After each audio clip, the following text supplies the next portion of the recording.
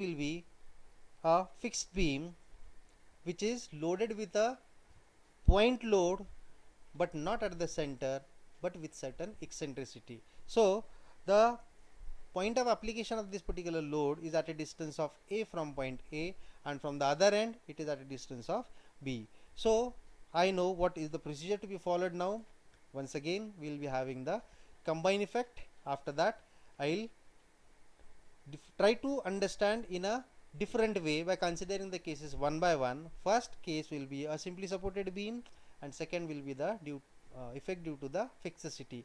So once I have understood this particular simply supported beam, next I know what I have to do. I have to draw the free bending moment diagram. Next, couples which are present due to the fixity at A and B, and next I have to draw the friction moment diagram. So here you can see it's not a what we can call it as a rectangle, where it is a trapezium. So here I have drawn a free bending moment diagram. Also I have drawn the friction moment diagram. So let us move ahead and see what is going to happen in this particular further analysis of this particular beam. So here we have understood the figure, we have understood the characteristics of the figure. So here free bending moment I have found out here, which is equal to WA by L. So in order to find out the friction moment MA and MB, we have to understand the basic diagram. So here from the first principle we have already understood A should be equal to A dash, where A is, we know it is the area of free bending moment diagram, and A dash is the area of the friction moment diagram. So here I have found out the area of this and area of this. So this being a triangle, half base into height, and this being a trapezium, so I have found out the area of this particular trapezium. So after simplifying this particular equation, I am getting a basic equation MA plus MB is equal to WAB by L. I have called it as equation number 1. So in this case we know further we have to find out the friction moment diagram. So you can see here there are two unknowns MA and MB, and we have found out only one equation, so we are in need of second equation also, which can be found out by the further discussion of this particular thing. So I have once again drawn the various figures in which we can see the various different figures which we have already studied. The new figure which is there, it is figure number 9, in which I have superimposed free bending moment diagram and the friction moment diagram. I know this is going to act as a zero axis now, rather neutral axis. Below that all the bending moment will be negative, and above that will be the positive. So here, as we know, in the very first lecture we have understood the various conclusion. First conclusion we have understood was A equal to A dash, which we have already used in this particular fixed beam.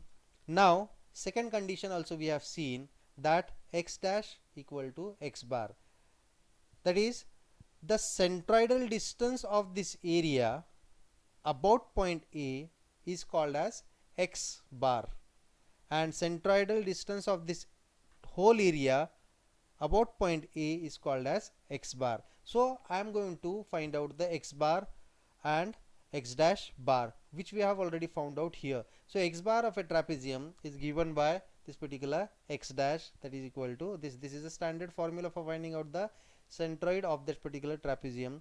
On the other hand, I have found out the X bar for the triangle. So this is also a basic triangular CG of that particular figure. Is it okay? So I'll just substitute the value of X dash bar and X bar here. Is it okay? So here I have substituted it, and after simplifying this particular equation, I'll be coming up with the second equation. So here you can see I have done the simplification. I have also understood from the previous equation that MA plus MB should be equal to W by B. Putting that into this, I will be having one more equation, equation number 2. So I have now two equations from which I can find out two unknowns MA and MB. So subtracting one from second, I will be having this particular equation, and ultimately after simplifying this mathematical part, I will be having ma is equal to wa square by b, sorry, wa square b by l square. Take this value of ma and put it in equation number 1. So I will be having the simplification of that particular equation, and ultimately I will be getting a value of mb is equal to wa square by l square and ma is equal to wab square by l square. So this is how we have to work out the value of ma and mb, which are nothing but these are the fixed moment diagram, or rather fixed moment of the fixed beam. So moving ahead toward the last part of this particular case 3, that is to find out the slopes and deflection. Again from the basics, ei d2y by dx square is equal to free bending moment, that is free bending moment minus fixed bending moment diagram, that is mx minus m dash x. So here you can see here I have tried to have this particular equation, and you know from where in the earlier two cases, case 1 and case 2, we have seen how it is to be worked out, and after doing the mathematical part you will be getting the simplification of this basic equation, and you will be coming across the first equation of a slope. Is it okay? So where there occurs a c1, for finding out a value of c1 we are using a boundary condition, x is equal to 0. At x is equal to 0, dy by dx is equal to 0. So c1 is equal to 0. Back substitute in this equation, you will be getting a new fresh equation for the slope.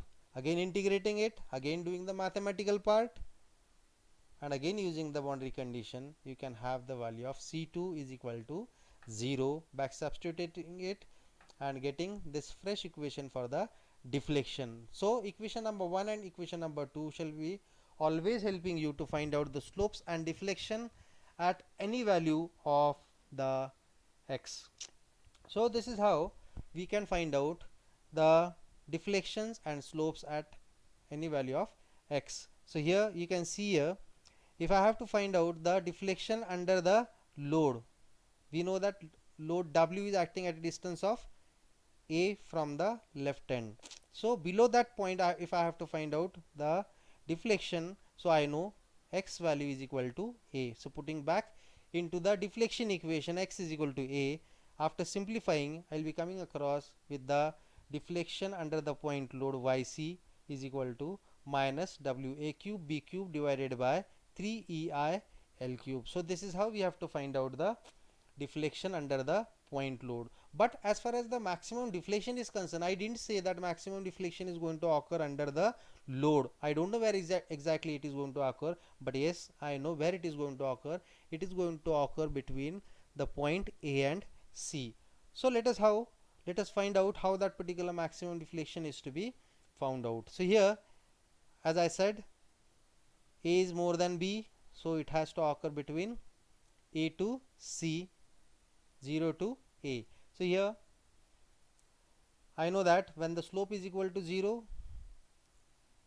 so we can find out the value of x where the slope will be equal to 0. So I have got this particular value of x where the slope will be equal to 0 by considering equation 1 equal to 0. So after getting this value of x is equal to 2al by 3a plus b, put it in equation number 2, which is the deflection equation. So by substituting this value in the deflection equation and simplifying it, you will be getting the maximum deflection, which is equal to 2/3 of wa cube b square divided by bracket 3a plus b whole square ei. So this is how we have to find out the deflection under the point load, and also we have tried to understand how and where the maximum deflection is going to occur. So maximum deflection shall be occurring at a distance of x is equal to this much, 2al by 3a plus b. So by putting these values in equation number 2, you will be getting y max, that is the deflection maximum in that particular type of a beam. So this is what we have for today. I hope you have understood the things in a proper way. So if you follow the standard procedure, I am damn sure that you will be getting the final results of that particular case. Not only the case, take any sort of the complex loading, follow this procedure, you will be ultimately getting the friction moment due to the fixicity at A and B, as well as you can find out the slopes and deflection equation, and at any value of x you can get the value of slope and deflection by back substituting in the equation number 1 and 2 for the slope and deflection. So this is what we have for today. I'll request you all to go with the total video thoroughly, pause it, write it, and try to understand it, because unless and until you won't solve this particular problem by yourself, only by listening and hearing and just watching this video is not going to solve the purpose. So I'll request you all to solve these problems one by one for the standard cases, and this is going to help you more in understanding. So in the next lecture we'll be understanding the cases beyond these basic three cases, that is 4th, 5th and 6th case we will be learning in